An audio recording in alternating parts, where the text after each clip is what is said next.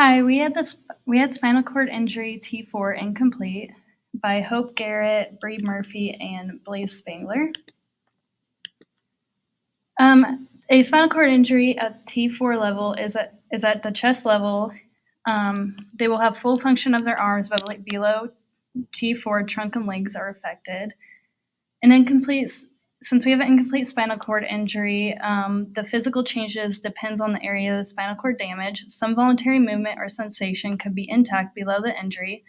A couple of these could be anterior cord syndrome, which is the loss of motor function, thermal pain, and tactile sensation, but light touch and proprioceptive awareness are still intact. And another one is Brown-Séquard syndrome, where one side of the spinal cord is damaged.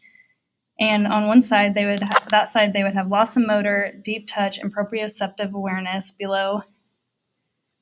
But on the contralateral side, they would have a loss of pain, temperature, and touch. Depending on the severity of the incomplete injury, there could be or could not be difficulty with bowel movements, and this is something we will assess with the ASIA. Pressure sores could also occur if there's a loss of sensation, so regular skin checks and padding are important. Spasticity is also more common in those with the incomplete spinal cord injury, so this is something you would want to look at as well. And then respiration could also be affected, so breathing may be shallow. And they may also have autonomic dysreflexia, and signs of this for this would include pounding headache, diaphoresis, flushing, goosebumps, and then tachycardia that is followed by bradycardia. Thermal regulation could also be impacted due to disruption of the ANS. Although spinal cord injuries occur without cognitive changes, there can be a co-occurring traumatic brain injury with spinal cord injuries because of traumatic events like motor vehicle accidents, falls, violence, and sports injuries. These traumatic events could potentially cause a TBI that can cause difficulties in attention, orientation to oneself and surroundings, processing, memory, working memory, long-term memory, executive functions, and self-awareness. Depression has also been found to impact those who have experienced a spinal cord injury, resulting in feelings of worthlessness, fatigue, appetite changes, and suicidal ideations. Anxiety can also develop in those who experience a spinal cord injury due to trauma of the accident and challenges that occur after. This can impact their engagement in occupations and has been found to impact their motivation to care for themselves, resulting in unaddressed pressure injuries. Now we will move on to assessments. Assessment number 1 is the ASIA. This is a standardized assessment where we're going to look at motor and sensory impairment. This is going to look at functional mobility and strength. It is graded on a scale of 0 to 5 for muscle grading and 0 to 2 for sensory. 0 for muscle grading is total paralysis, and a 0 for sensory is an absence of sensory. 5 for muscle grading is normal active movement, and 2 for sensory is no impairment. Then we have our impairment scale, and that's on a letter scale from A to E.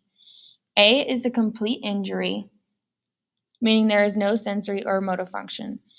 B means that there's sensory incomplete and motor function is preserved below the neurological level. C and D are motor incomplete.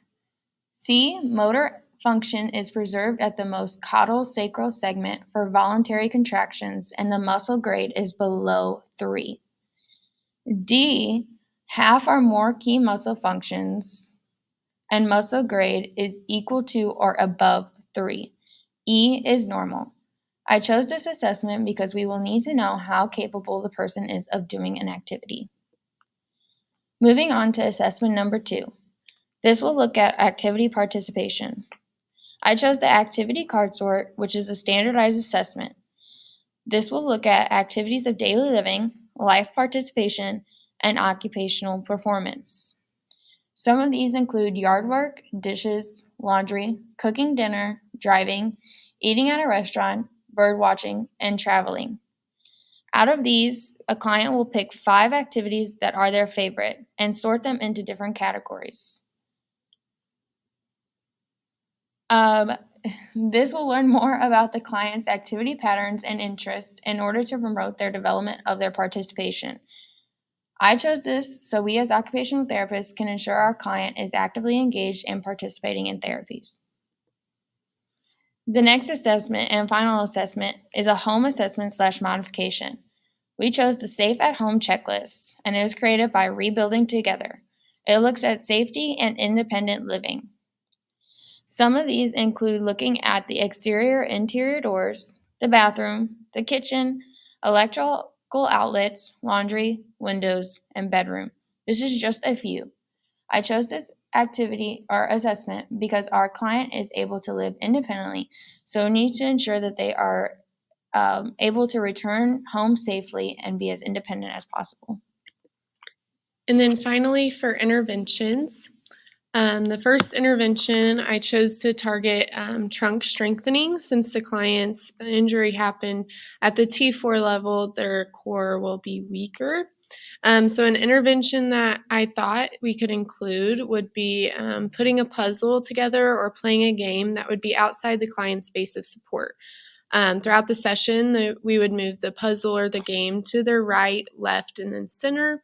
And this will increase the client's core strength, which is needed for things such as transfers and positioning. A way that we could grade this activity would be having the client seated, standing up supported, sitting on different surfaces such as foam or in their wheelchair, things like that. The next intervention, I chose to target functional mobility within the community as well as their home. So we could do this by making a simple favorite recipe with the client, but placing the utensils and the ingredients that they will need to complete this in different areas of their kitchen. And this will help them to work on functional mobility throughout their home in their wheelchair, and they can transfer that into the community as well. The last one that I chose to target was balance and stretching. So we would have the client use some sort of supported standing device. So this could include a standing frame, and they would complete different ADLs within the bathroom, for example. This could include brushing their teeth, washing their face, doing their hair, etc. The standing frame would provide support to the client, but also allow for their balance to be tested when they're reaching outside of their base of support, as well as provide a stretch for their hip flexors and knee extensors, and then they will be doing all of this while completing their ADLs. So here are our references, and that is all that we have.